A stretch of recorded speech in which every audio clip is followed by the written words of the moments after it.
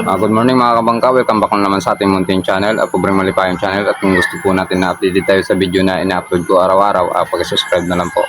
So ngayon mga kabangka, yung ano natin mga kabangka ngayon, yung gawin natin ngayon mga kabangka, yung ipakita ko na sa inyo yung yung kasko, kung gaano ba kalapad or kung gaano kahaba. So ito, humahaba to ng mga 22 feet mga kabangka. Tapos ano na to, mga 2 years na nakabingbing sa ulan init. So titingnan natin siya kung magagamit pa ba natin siya, kasi yun nga, sayang naman. So 2 taon din na siya, ulan init sa kanya.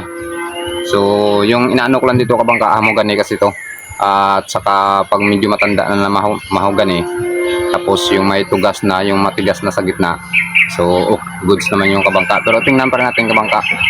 So may mga ano naman dito siguro, mga banakal lang. Yun yung pinakagilid, malambot naman talaga yun. So yun lang naman siguro yung magka-diferensya niyan, or tingnan na natin mga kabangka. So yung kabangka, pakita ko sa inyo. So ito na yung mga kabangka. Yun siya, oh. So hamugan ito mga kabangka ng kahoy. Yan. Ang nakikita nyo, di ba, nilibel ko yan yung patungan. So libilado naman yung kabangka. Yan yung kabangka. Yan. So yan siya. So bumubuka to kabangka ng nasa 19. Tapos yung sa harap nito, abutin to ng 16. Yan. So ipapakita ko sa inyo kabangka yung yung okay, kung goods pa ba siya. Yan. Tapos yung kapal niyang kabangka, yung mga kabangka, yung kapal niya nasa 3 yung kapal.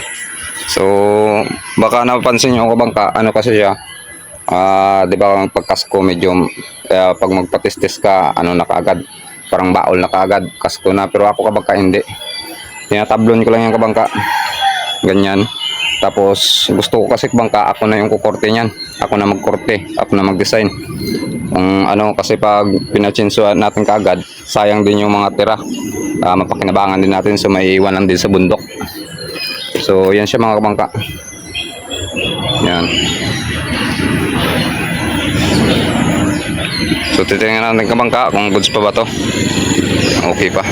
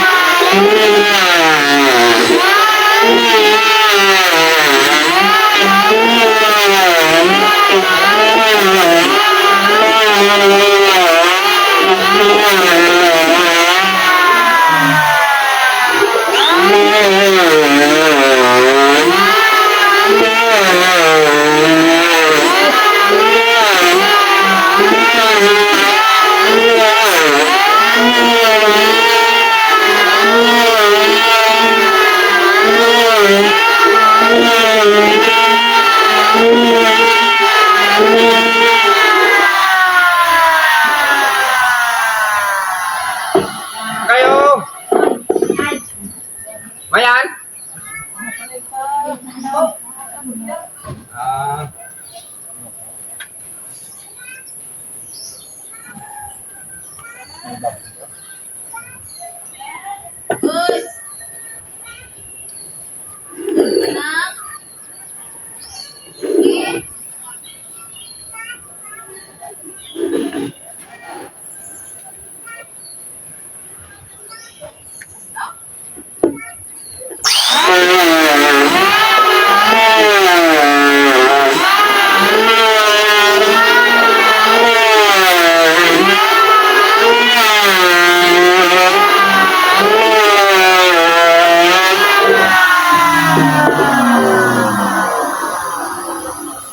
lalo na mga nagtataba kanila. 500 plus siya. Agad na ako ang susunod ng tahay pa na ako sa hindi ko ng manday sa Branyo. Bakong bakal. Bakong bakal gitu ya. Nakakupra si OTV tumalay. Laro.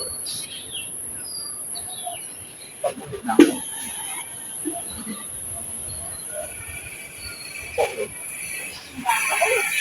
May mahal. Nulugan ang datang. Ay, marang na ako ay pwede ako kung gamit ko yan. O, hanap. Oo, buong ko talagang kulang. Ako. Pero pag sinamitan ako sa mandang gamit, hindi ko man sahod. Kasi kinasamatan Oo, nawa. Ako, pag ulit na akong hahalin ko ng ulit ay minit akong ano pa kung kamakal ang gamit ako. ang unang ako umanap na ito ayan akong ito kaya ba aban akong si Orgin na dapat man akong si Orgin na anak ko ng naging mo ko kumila sandabay ko ang nagtapos na ito ay basta ko balik ito kay daming loko-loko lang ako lang hindi manay hawa pinta ko tayo Oh, dapat.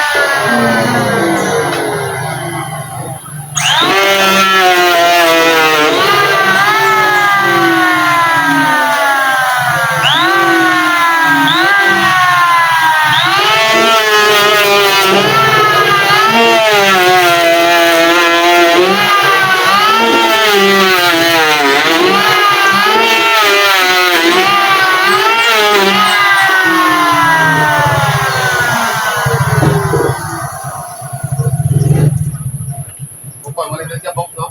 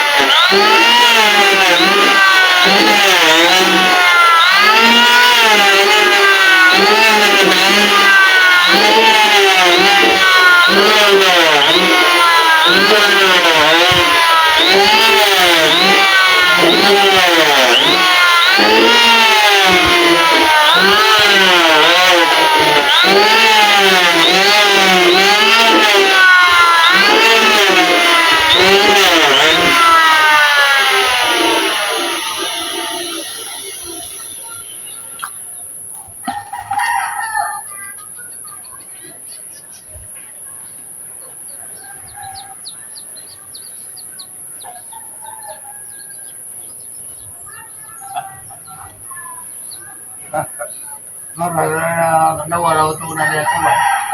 Ah, Nagtaka ko, dobro. Paano ako na sa piyak ng matang ipot mo sa piyak para ma-perfect mo na. Nabuo otro na tao mo.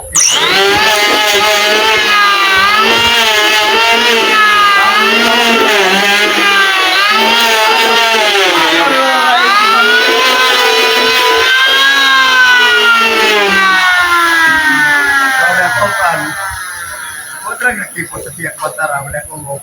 Di batal, bigay dran na wala. Nakakaw, hindi yun.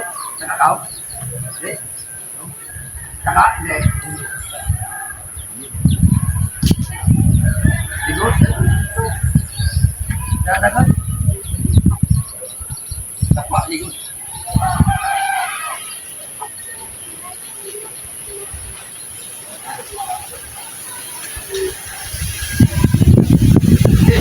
Listo, may listo lang yun. Magkakasabi ko sa kailangan. Ay, wala ka sa listo. Manang ng listo. Kasi Andre, sabi ka mana ba siya ko? Suwat mo, maging na tataw na lang. Eh, ano ran? Tama, kawin sakto, no? Kurang akto listo. Ano?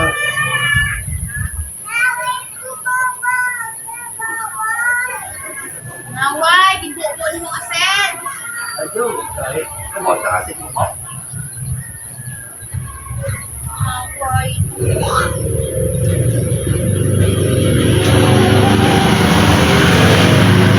Dahil pa sa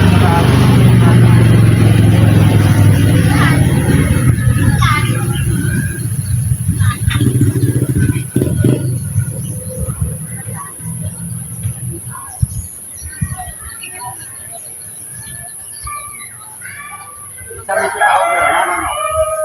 Magtuntong ano? so yun mga kabangka, natapos ko na siya na linisan. Yun, kitang-kita nyo. Buhay na buhay pa rin yung hamugani mga kabangka. Almost 2 years o sobra pa mga kabangka. Yan, buhay na buhay pa rin. Kung napansin nyo, ayan, hindi ko nalinisan kasi nililibel natin yung mga kabangka. Yan, ganyan. So, yan o. Nakalibil yan mga kabangka. Kasi yung kahoy natin, yung layout natin nung nakaraan, ito layout. So, yan, tatlo yan, yung patungan niya. Naka-layout yan, libilado yan mga kabangka. Kaya ganyan tayo pag gumawa ng mga bangka. Yan, naka-layout talaga. So, yan. Ano na siya? Tumanyado na siya. So, maglalagay naman tayo ng guhit dito. Guhit dyan, doon. Para pantay talaga. So, ano yung mga kabangka? Sunod na vlog natin. Sunod na video natin. So, step by step muna tayo mga kabangka. Kasi yun nga. Pag ano natin to, pag dinaritso natin to, hindi tayo masusundan ng mga hindi tayo masusundan ng mga followers natin kung paano gumawa ng bangka. So, step by step natin yan. So, bukas, baka mag-ano ako niyan. Tabasin ko na yan sa gilid para makikita nyo kung paano gawin. Yan. So, recommended ko talaga sa inyo mga kabangka. Maganda yung mga kabangka na kasko. Mas matibay kung mga kalaban niya mga nara or tipulo.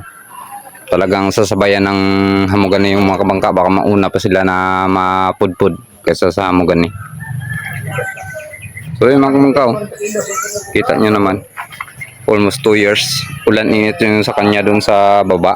Sa bahay namin. So, yan siya. Wala talagang ka-damage. So yun mga kabangka, nakita nyo na yung update natin sa ginagawa natin na bangkang malaki. Personal use ko lang to mga kabangka, pang sarili ko lang. So nakita nyo na, ayan, na talagang yung kasko natin solid talaga, walang damage or walang ano. So maraming salamat mga kabangka, andyan kayo lagi na sumusuporta sa mga vlog natin, hindi nyo akong pinababayaan. And thank you mga kabangka. God bless at lahat. Sana matuto kayo sa tutorial natin na ito. Thank you and God bless.